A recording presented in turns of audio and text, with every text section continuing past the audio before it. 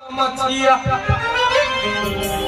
UP Bihar के घुमांद मछिया गमछी वाला लोग के लोग बुड़बक समझता है। बिहार यूपी के आदमी के बाहर में दिल्ली जाइए मुंबई जाइए गमछी लेके आदमी चल जाता है तो लोग सोचता है कि बुड़बक।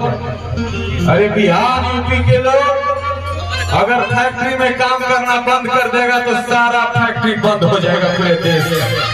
इतना पावर है बिहार यूपी के लोगों में। तो हम गाना बोले रही हो उस समय एगो गमछी तरी से दिया भैया। हाँ अच्छा इधर किसके किसके पास गमछी है तरी हाथ में ले लिया गमछी भैया।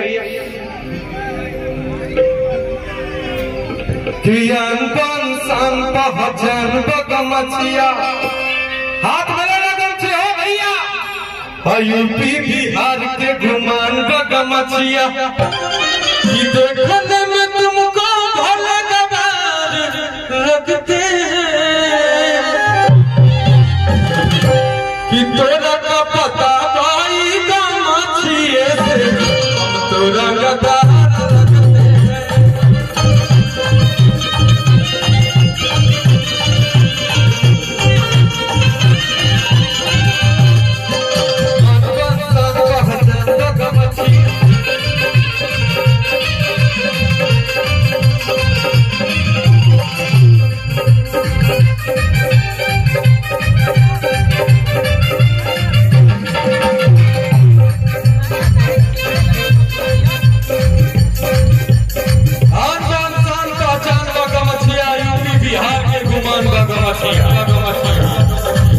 देखने में तुमको भला गवार लगते हैं, देखने में तुमको भला गवार लगते हैं।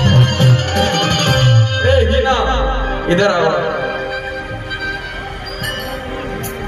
कि तोरा का पता भाई गमछिए से हम तोरा लगा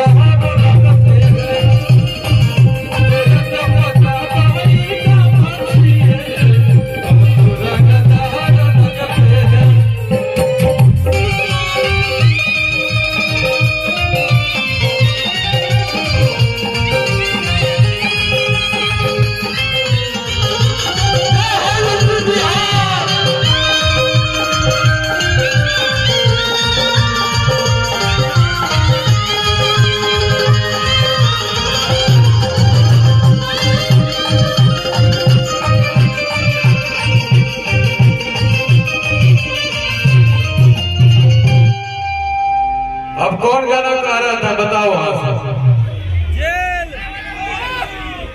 कौन वाला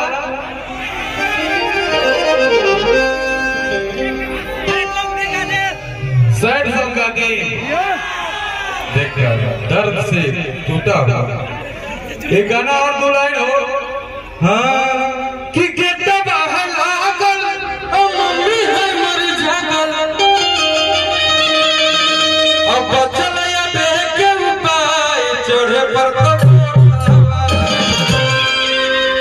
रात भर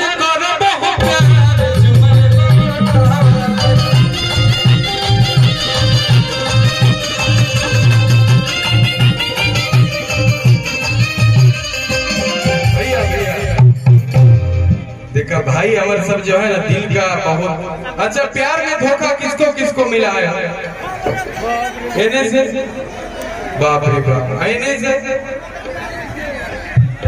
तो एक गाना हम गौले रहे कि इतना बदले